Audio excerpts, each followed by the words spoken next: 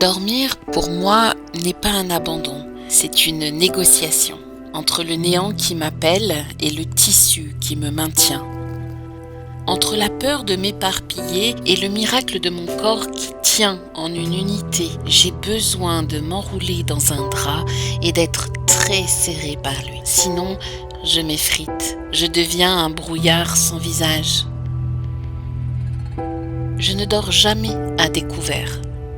Il me faut une peau de rechange, une couette, un drap, n'importe quel tissu qui sache m'épouser comme une seconde chair. Quand je m'abandonne au monde des rêves, je confie mon corps. Il doit rester entier, gardé, contenu, pendant que mon esprit se volatilise ailleurs. Alors je l'empacte, je le dépose dans un cocon chaud, une matrice improvisée. C'est ma transaction avec la nuit. Je pars, elle veille. Sans cette chape de tissu, je me sens nue. Non pas ma peau, mais ce qui est en moi. Ou ce qui est moi, je ne sais pas trop. Comme si la nuit dissolvait par les pores de ma peau, au moment du sommeil, l'essence de mon être contenue dans mon enveloppe corporelle. Alors, je m'enroule, je m'ensevelis, je me couvre, je me couve, comme une chenille obstinée qui refuse de livrer son corps aux griffes de l'air.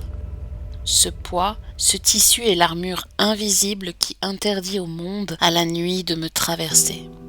C'est la ceinture qui cloue mes pensées à la terre pour qu'elles cessent leur balai ridicule dans ma tête. C'est une sorte de douceur pesante.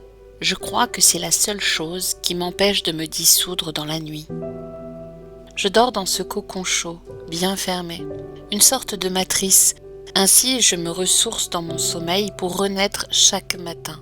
Et c'est ce tissu qui me maintient en vie. Ce drap, cette couette, ce tissu enroulé comme une seconde peau m'aide à sentir mes contours. Sinon, je me dilue. Je crois bien que lorsque je ferme les yeux, je n'ai plus de bords, de limites. Je ne sais plus où je commence, où je finis. Non, ce n'est pas un caprice. Si je ne le fais pas, je risque de disparaître. Je crois que mon corps va se décomposer en milliers de fragments. Mes cellules s'évaporeront comme une poussière cosmique et des myriades de moi flotteront dans cette immensité, dans ce néant dans lequel je ne suis pas sûre d'être accueillie.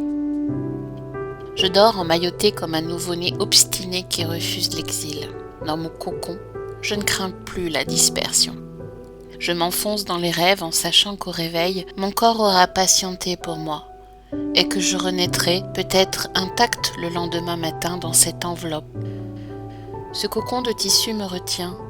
Il m'amarre à mon squelette. Il soude mes morceaux. Il m'offre la cohésion que le sommeil m'arrache.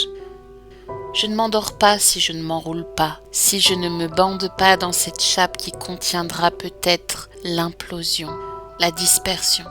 Je suis une centrale nucléaire, bouillonnante d'énergie, qu'une simple couverture empêche de s'éparpiller dans l'espace. Ce poids doux écrasant est la preuve qu'il y a encore une certaine cohésion en mon corps. Je suis une silhouette, argile encore humide. La couette est le moule qui me garde en forme le temps que je traverse la nuit. Délégation de ma forme à l'étreinte du tissu. Il devient placenta, matrice bienveillante, sarcophage de velours. Sans lui, c'est la dispersion. Mes cellules s'évadent, mes contours se dissolvent, et je n'ai plus qu'une peur, celle de ne plus jamais réintégrer ma propre enveloppe au matin. Alors, lorsque je me réveille, je renais. Chaque jour est un nouveau jour et une nouvelle vie qui commence.